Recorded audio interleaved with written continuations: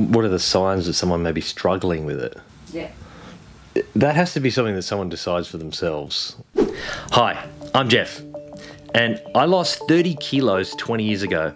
And in 10 seconds, I'm going to give you some hypnotic ideas to help you do the same, to lose weight and keep it off for good. Consciously, you already know what not to eat and to move more. The problem is that subconsciously you resist doing it. When you take care of the inner game, the outer game takes care of itself. Say that again. How does food addiction compare to other substance addictions like drugs or alcohol? All addictions follow very similar principles. You know, they operate in very similar ways. But food addiction, I just want to say up front, is widely recognised as the hardest one to deal with. Drugs, alcohol, smoking, all that sort of thing, even, you know, behavioural things like gambling, all that, like those things you can just stop. You don't need them. You don't have to be exposed to them all the time. But the thing with food is that it's not something that you can just cut out. It must be regulated. It can't be eliminated.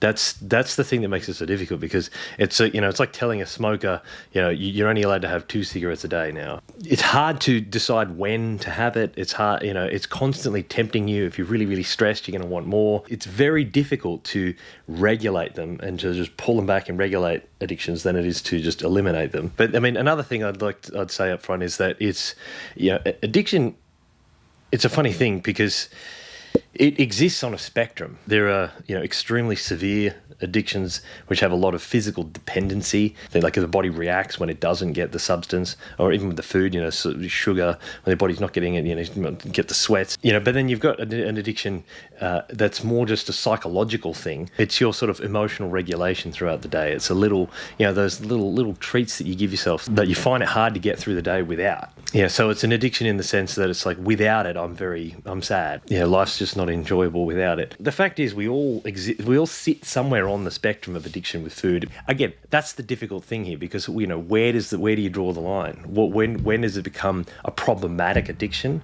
You know, and when is it's an addiction, straight up. But, you know, how problematic is it? What are the signs that someone might be struggling with food addiction rather than just overeating or emotional eating? What are the signs that someone may be struggling with it? Yep. That has to be something that someone decides for themselves.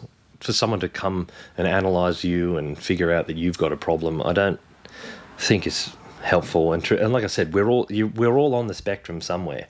So, you know, yeah, there might be someone who eats too much but it just finds no problem with it.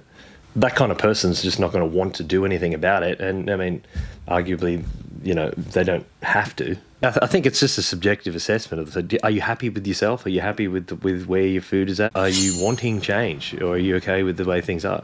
And the fact is, you won't change anyway, even if you're not deeply unhappy with where you're at. You don't make changes if you're not in pain around the thing you want to change. If someone's experiencing some pain around it, then that's it. That's how you know. It's like when people who smoke just say, I can stop if I want to. That's when they know they're addicted. Like, yeah, actually, if they feel like they can stop without issue, then in their head they're not addicted. But if you feel like you have obsessive thoughts when you eat, your thought is, what am I going to eat next? If that behaviour is happening, then you know that it's something that you can't stop. But I guess my point there was that you could be doing all those things and you just might not care. Who cares? Why?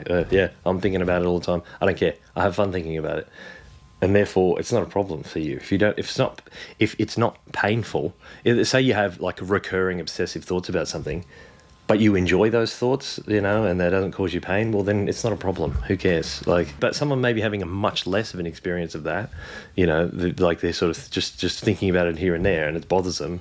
So, well, then deal with it. Like, whatever your personal, experience of it is, that's for you to decide, like, how much of a problem it is. So that's my thought for the day. Subscribe, like it if you liked it, and if you're having trouble with how to think about food, click here. Was it the thing you asked?